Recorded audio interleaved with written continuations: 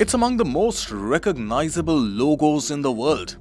In fact, it's one of the most valuable companies in the globe with a market cap of almost $3 trillion. And two countries are aiming to take a bigger bite of it. No points for guessing what I'm talking about. I am incidentally talking about Apple and why its iPhone manufacturing is becoming a crown jewel for India to showcase itself as a global manufacturing destination. And that's not all. While India also wants to pit itself against China as a manufacturing capital for the world. But even as India looks at scaling up its iPhone manufacturing from 1 in every 7 iPhones sold in the world to 1 in every 4 in the next 3 years, the lion's share of manufacturing will ultimately still largely remain with the dragon. I'll tell you why. Hi, you're with News 9. I'm Kartik Malhotra, and in this video, let's understand India's game plan when it comes to Made in India iPhones. Can Tata Electronics be the Apple India, or rather be to Apple India what Taiwan's Foxconn has been for Apple in China?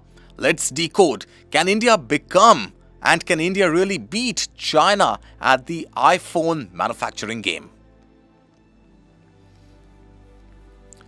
Well, as we know, China is the long-standing titan when it comes to iPhone production. It boasts of a staggering capacity to produce over 500,000 iPhones every single day. That's right, about 5 lakh iPhones are made in China in one single day. The Chinese powerhouse has been the backbone pretty much of Apple's supply chain for over 1 decade now. And we are still counting. Many more decades possibly from what it seems. In contrast, India's foray into iPhone manufacturing is just about gaining momentum. But India is quickly doubling down on its own efforts. Take the month of April, for example. This year itself, the month of April, India's iPhone exports nearly doubled. It reached a value of $1.1 billion. Experts believe that this is actually just the tip of the iceberg and just a little glimpse of what potential India carries with its burgeoning tech industry. Now in India, the manufacturing of iPhones is split between 3 players, give or take. Taiwan's Foxconn, Wistron, as well as Pegatron.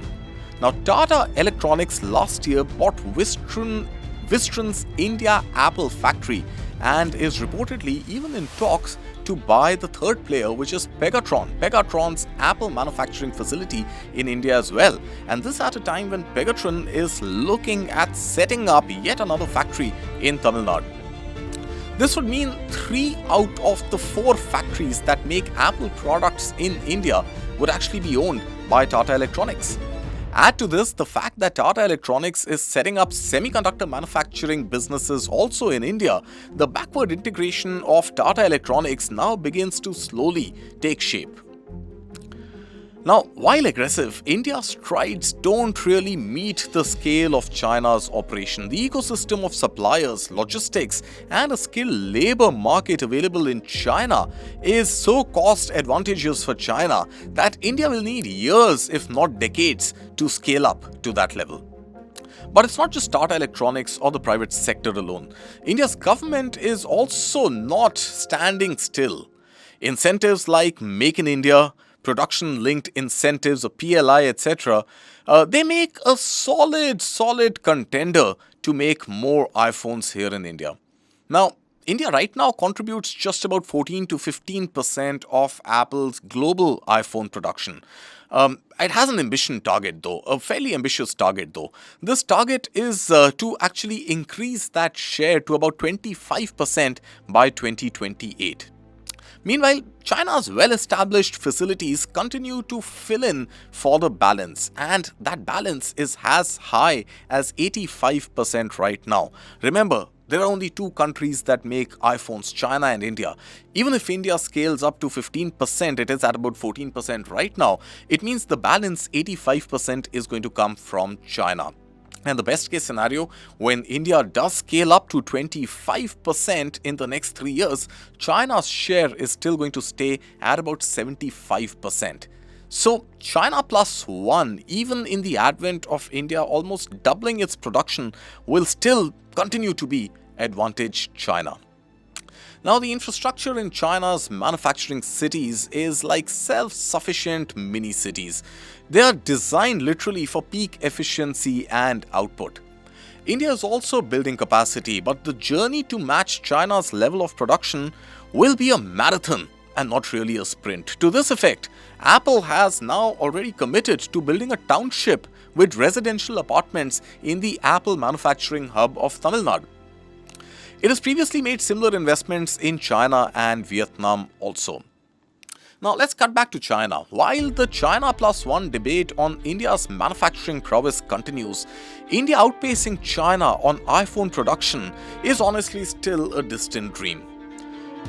A lot actually depends on how India sticks to its policy framework to encourage the building of the efforts of the entire supply chain ecosystem, as well as how China pushes its own boundaries to retain its supremacy of its own manufacturing capabilities. So China plus one, definitely a good start.